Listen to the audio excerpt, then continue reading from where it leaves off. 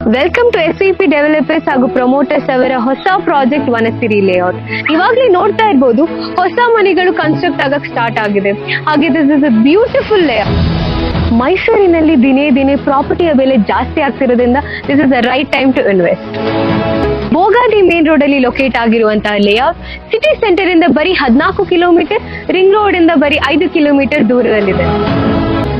Vanasiri layout ಸುತ್ತಮುತ್ತ brigade palm grove, Deepa higher secondary school, Gayatri Devi horse riding school, saint Francis school, saint Thomas hospital, Shobha retreat layout ಇದೆ.